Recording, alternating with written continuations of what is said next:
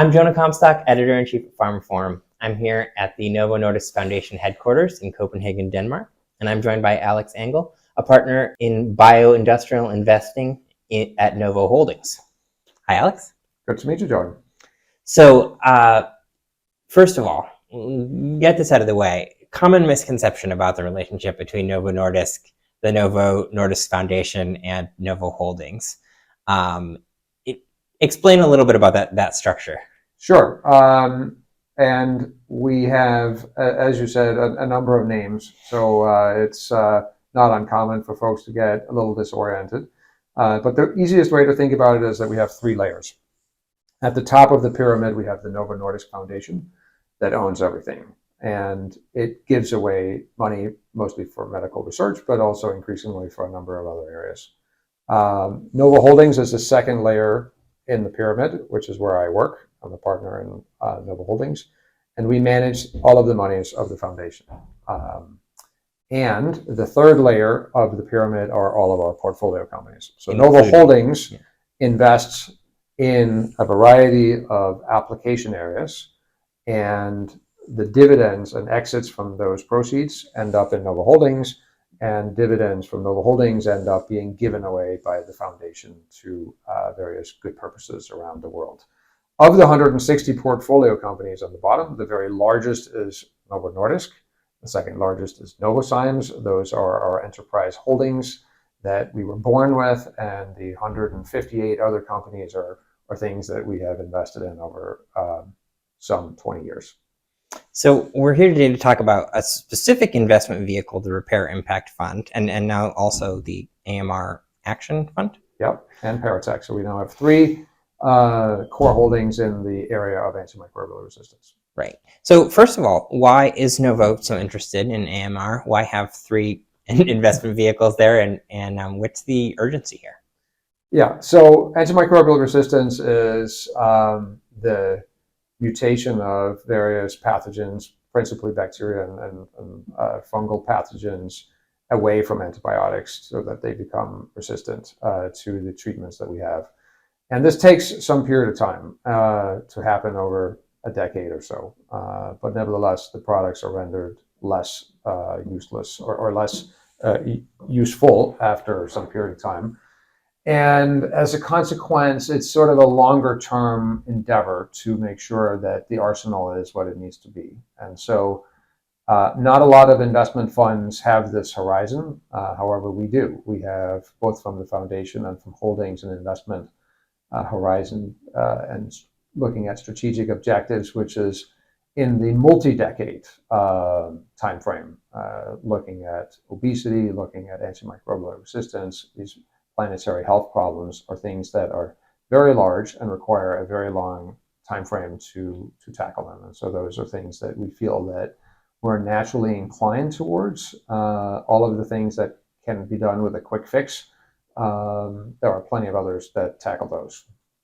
So earlier today, you mentioned sort of two-pronged approach to fighting antimicrobial resistance, the stewardship aspect, which is making the antibiotics we have last longer, using them responsibly, and this idea of how do we make sure someone makes new antibiotics, even though the profit motive there in the short term is not what it needs to be. Talk to me a little bit about sort of how you, as an investor, look at those two areas and what sort of some of the strategies you have to sort of support that mitigation. Yeah, and in this regard, we have a bit more activities towards the stewardship side within the foundation, where they have initial various programs to educate both farmers and physicians as how to use our existing arsenal of drugs in the most effective way. And then the other part of the strategy is to increase the number of new drugs that we have so that arsenal keeps being a functioning product portfolio. And we as biotech investors clearly are much more inclined towards the second strategy, which is to support identifying novel programs that are promising, that are going to be free of resistance and are able to cure patients of deadly infections, to then figure out what is the best path to get those to patients, meaning the development pathway, putting up a preclinical and clinical strategy, then a regulatory strategy, and eventually a commercial strategy as well. And that's what we do as biotech investors. And we do that across a number of therapeutic areas. In this particular area, we just happen to be one of the few that are doing it for anti-infectives. How do you make that pay dividends when the whole reason that the market isn't doing it on its own is because it's so expensive to develop them and so hard to kind of get people to use them in the quantities that would lead to big profits? It is a challenging area due to low volume and low prices. So it is something where you have to, as we do, have a fairly long investment horizon. And so we believe that we're going to make returns because it's a big unmet need. However, the time frame by which you realize such returns is more uncertain. So it may take longer than perhaps an average venture fund would be willing to spend. But again, due to this very long horizon that we have, we're willing to go there.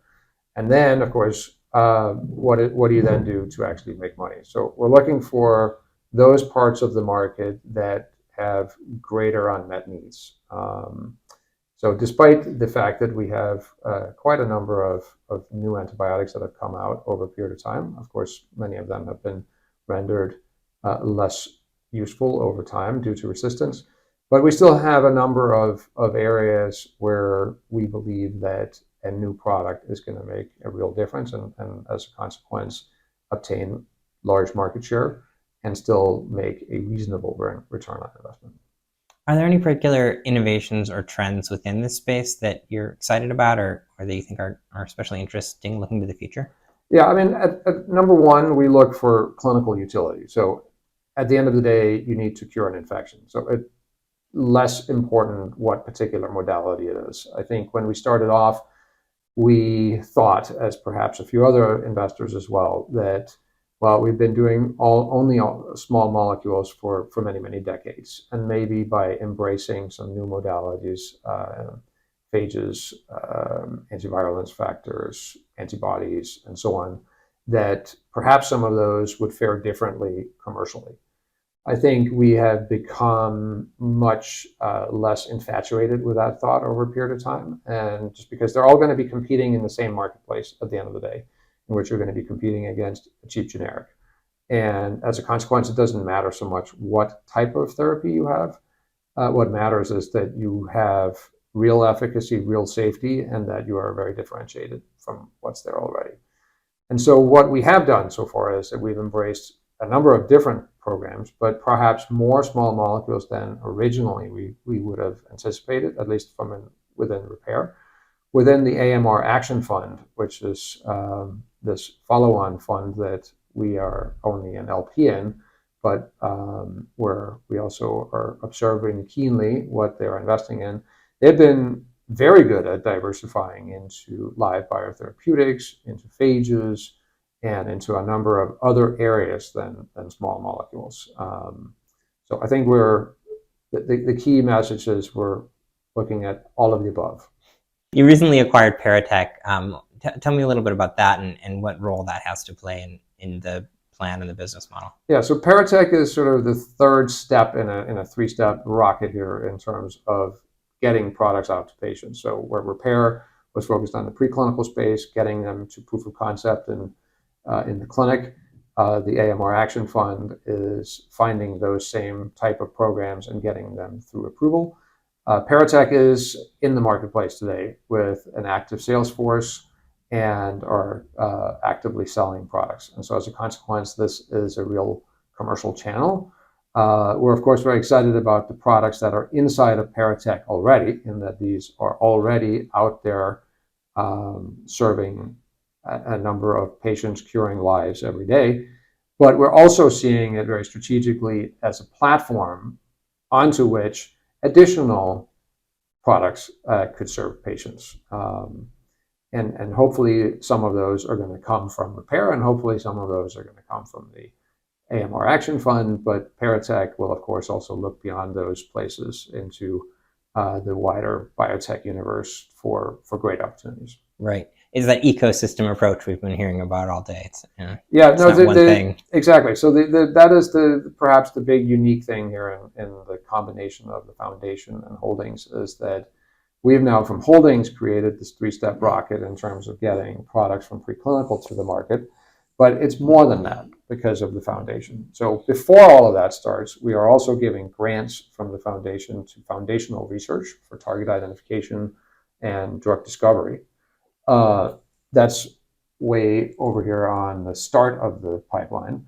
And then we're also in the foundation focusing all the way in the other end, post-commercial, if you want, on the reimbursement mechanisms in various marketplaces around the world as to how we pay for drugs. And that is probably one of the more important things that we're doing here overall, is that we have a broken system today in how we pay for antibiotics because we pay by volume, which doesn't make any sense when you at the same time don't want to use antibiotics in great volumes. So instead, what you want to do is to pay for access, to have the drugs on the shelf, like a fire extinguisher. You want to have the surety that you can extinguish the fire when it should show up. And paying for that type of access can be done through a subscription model. It can be done in a couple of different ways. But that policy work is what the foundation is also doing. So that's all the way over on this other end of the value chain. I like that fire extinguisher metaphor a little better than the Netflix metaphor. I understand why people go there, but it feels more appropriate, I guess. I think both are clear, but it's also clear that you have significant value from both, and that you may not be using either at certain times very much, and then at other times you really need it, or you have a pandemic, you want to use the drugs, or you're free to binge on 3 or 4 Netflix movies if that's what you want to do that particular day. So what advice would you have for innovators and startups who are in this space or would like to get into the space to kind of make it work for them or to get involved with you? Yeah, the space is tough economically. It's challenged from a severe lack of investment. However, there are a number of vehicles that are granting non-dilutive money to the space, including our foundation gives early stage grants. There's a very large enterprise called CarpX at the early stages of development. We have a number of U.S. governmental entities such as DITRA, BARDA, and NIAID that are giving quite large grants at the clinical stage. And I would highly recommend to anyone that wants to get into the space to really seek out these non-dilutive funding opportunities, because those monies can really stretch your equity dollars to a very large degree. We have companies in our portfolio that have significant leverage from that, in that every equity dollar has been multiplied by 3 or even multiplied by 10 in terms of the non-dilutive dollars that they've been able to attract. One thing we haven't talked about yet, and this may be a low note to end on, is the nature of this AMR issue as kind of like, that the house is on fire and most people haven't even noticed, right? Like how, I guess, what needs to happen for the world generally to take this threat seriously, and in so much as we have a platform here, what would you say to folks about how we should be thinking about this? Yeah, it is about preparedness, but you're right. We do have a slowly evolving epidemic happening, but it is very large. Something that kills more than 1 million people per year directly from drug-resistant infections, and 5 million that die with such infections. So it's a significant issue on a global basis, and we do have to get ahead of it.